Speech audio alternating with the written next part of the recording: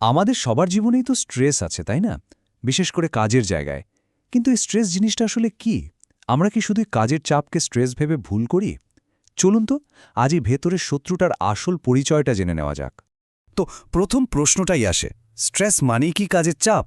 মানে deadline, target, meeting এসবই কি স্ট্রেস? বেশিরভাগ মানুষ কিন্তু হ্যাঁই বলবেন।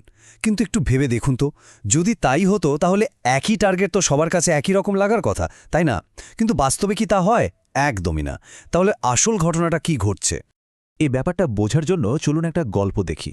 ধরুন দুজন সেলস এক্সিকিউটিভ, দুজনকে একই টার্গেট দেওয়া হলো, মানে লক্ষ্য একদম সেম। কিন্তু দেখুন প্রথমজন কি ভাবছে, সে তো দারুণ এক্সাইটেড, এটাকে একটা চ্যালেঞ্জ হিসেবে দেখছে। আর দ্বিতীয়জন, সে রীতিমতো প্যানিকড, তার কাছে এটা একটা বিরাট হুমকি। তাহলে ব্যাপারটা কি দাঁড়ালো? ঘটনা কিন্তু একটাই, কিন্তু দুজনের রিঅ্যাকশন একেবারে আলাদা। কেন? কারণ আসল খেলাটা বাইরের পরিস্থিতিতে না, খেলাটা চলছে আমাদের ভেতরে।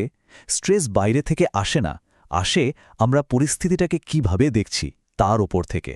তাহলে চলুন এবার একটু ভেতরের দুনিয়ায় ঢুমারা যাক, মানে আমাদের মস্তিষ্কের ভেতরে। দেখা যাক এই যে দুটো আলাদা রিঅ্যাকশন, এর পেছনে ব্রেনের মধ্যে ঠিক কি চলছিল। আমাদের সবার ব্রেনের ভেতরেই না একটা সিকিউরিটি গার্ড বসে আছে, নাম তার অ্যামিগডালা। একে বলা হয় ব্রেনের ফিয়ার সেন্টার বা ভয় কেন্দ্র। এর একটাই কাজ, বিপদ চেনা। আর সবচেয়ে ইন্টারেস্টিং ব্যাপার কি জানেন? এই অ্যামিগডালার কাছে সামনে একটা সত্যিকারের বাঘ দাঁড়িয়ে থাকা আর মনে মনে টার্গেট মিস হয়ে যাবে এই ভয় পাওয়া, দুটোই কিন্তু একই রকম বিপদ সংকেত। বিপদটা আসল হোক বা কাল্পনিক, সে বিন্দুমাত্র সময় নষ্ট না করে সারা শরীরে ইমার্জেন্সি অ্যালার্ম বাজিয়ে দেয়। আর যেই না সেই অ্যালার্ম বাজল, অমনি শরীরে যেন রাসায়নিক ঝড় শুরু হয়ে যায়। প্রথমে একদম ঝড়ের বেগে আসে অ্যাড্রেনালিন। এটাই সেই বিখ্যাত ফাইট অর ফ্লাইট হরমোন, যা আমাদের শরীরকে হয় লড়ার জন্য বা পালানোর জন্য রেডি করে। আর এর ঠিক পরেই মাঠে নামে কর্টিসল, মানে সার্ভাইভাল মোড হরমোন।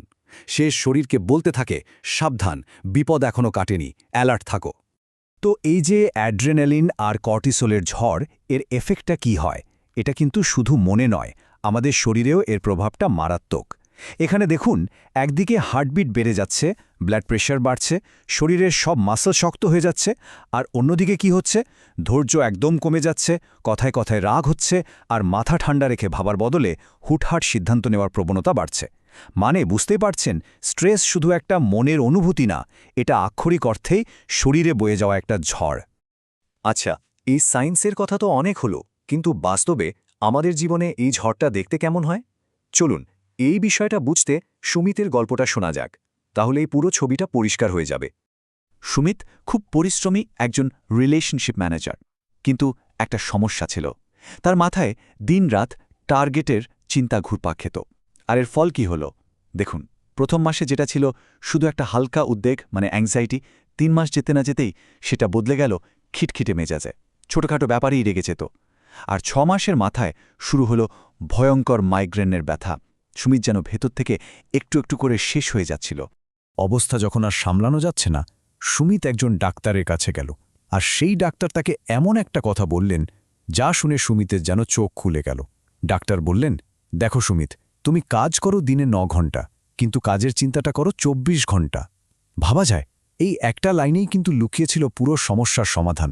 আসল সমস্যাটা ৯ ঘন্টার কাজ ছিল না, ছিল ওই ২৪ ঘন্টার লাগাম ছাড়া চিন্তা। সুমিতের এই গল্পটা আমাদের একেবারে সমস্যার গোড়ায় নিয়ে এলো। এই যে ভয়, এই যে টেনশন, যা আমাদের শরীর আর মন দুটোকেই কাবু করে ফেলে, এর আসল উৎসটা কোথায়? কোথা থেকে আসছে এই ভয়? আর উত্তরটা হয়তো আপনাদের অবাক করবে। আমাদের স্ট্রেসের আসল উৎস কিন্তু বর্তমানের কোনো সত্যি ঘটনা নয়। এর জন্ম হয় ভবিষ্যৎ নিয়ে আমাদের লাগামহীন কল্পনা থেকে। আমরা বর্তমানে কি ঘটছে তা নিয়ে ততটা ভাবি না, যতটা ভাবি ভবিষ্যতে কি কি খারাপ হতে পারে তা নিয়ে। আমাদের মাথায় সারাক্ষণ যে হোয়াট ইফ বা যদি প্রশ্নগুলো ঘোরে, সেগুলোই হলো আসল ভিলেন। যেমন ধরুন এই প্রশ্নগুলো, যদি টার্গেটটা মিস করে ফেলি, যদি ক্লায়েন্টটা হাতছাড়া হয়ে যায়, যদি ব্যবসায় লস হয়ে যায়, এই প্রত্যেকটা যদি আমাদের ব্রেনের সেই গার্ড, মানে অ্যামিগডালাকে একটাই সিগন্যাল পাঠায়, বিপদ আসছে। অথচ বাস্তবে কিন্তু তখনও কিছুই হয়নি, সবটাই আমাদের কল্পনা। তো যেহেতু পুরো খেলাটাই আমাদের ভেতরের, তাই স্ট্রেসকে চেনার উপায়টাও আমাদের ভেতর থেকেই খুঁজে বের করতে হবে। কেউ কিন্তু বাইরে থেকে এসে বলে দেবে না যে আপনি স্ট্রেসে আছেন। চলুন নিজেকে চেনার বা বোঝার কিছু সহজ উপায় জেনে নিই। আর একটা দারুণ উদাহরণ দেখুন। ধরুন শেয়ার মার্কেট হঠাৎ করে পড়ে গেল। ট্রেডার এ মাথায় হাত দিয়ে বসে পড়ল, ভাবছে আমার তো সব শেষ, আমি শেষ হয়ে গেলাম। আর ঠিক একই পরিস্থিতিতে ট্রেডার বি কি ভাবছে? সে ভাবছে, আরে এটাই তো কেনার সেরা সুযোগ। খেয়াল করে দেখুন, ঘটনা কিন্তু একটাই, মার্কেট পড়েছে, কিন্তু দুজনের ভাবনা, তাদের মানসিকতা পুরো প্রতিক্রিয়াটাকেই আকাশ পাতাল বদলে দিল। তার মানে স্ট্রেস ঘটনায় নেই, স্ট্রেস আছে আমাদের ভাবনায়। তাহলে কিভাবে বুঝবেন যে স্ট্রেস আপনাকে ধীরে ধীরে গ্রাস করছে? এখানে 5টা লুকোনো সিগন্যাল দেওয়া হলো, যা দিয়ে আপনি একটা সেলফ চেক করতে পারেন। আচ্ছা, ভেবে দেখুন তো, ইদানিং কি খুব ছোটখাটো কথায় রেগে যাচ্ছেন, বা ফোন এলে ধরতে ইচ্ছে করছে না এড়িয়ে যাচ্ছেন? খুব জরুরি কাজও কি পরে করব বলে ফেলে রাখছেন? রাতে বিছানায় শোয়ার পরেও কি মাথায় হাজারটা চিন্তা ঘুরতে থাকে? আর কাজে কি আগের মতো সেই উৎসাহটা পাচ্ছেন না? এগুলোর মধ্যে কোনোটার উত্তর যদি হ্যাঁ হয়, তাহলে কিন্তু অ্যালার্মটা বেজে গেছে। এই পুরো আলোচনাটার পর একটা জিনিস কিন্তু একদম পরিষ্কার, স্ট্রেসে থাকাটা কোনো দুর্বলতার লক্ষণ নয়। এটা আপনার কোনো পার্সোনাল ফেলিয়ারও না। এটা আমাদের শরীরের একটা খুব স্বাভাবিক, একটা বায়োলজিক্যাল রিয়াকশন। আসলে সত্যিটা হলো, স্ট্রেস এমন কোনো জিনিস না যা বাইরে থেকে এসে আমাদের ওপর চেপে বসে। এটা এমন একটা অনুভূতি যা আমরা আমাদের ভাবনার মাধ্যমে নিজেদের ভেতরেই তৈরি করি। আর এখানেই আসল কথাটা লুকিয়ে আছে, যা আমরা নিজেরা তৈরি করি, তার নিয়ন্ত্রণও কিন্তু আমাদের হাতেই থাকে। শেষ করার আগে এই কথাটা মনে রাখাটা খুব দরকার, আমাদের মস্তিষ্ক দুর্বল নয়, আসলে সে একটু বেশি ওভারপ্রোটেক্টিভ। সে আমাদেরকে ভবিষ্যতের কাল্পনিক বিপদ থেকে বাঁচানোর জন্য সবসময় একটু বেশি সতর্ক থাকে। আর যেদিন আমরা ব্রেনের এই কাজ করার ধরনটা বুঝে ফেলব, সেদিনই কিন্তু এই নিয়ন্ত্রণের চাবিটা আমাদের নিজেদের হাতে চলে আসবে।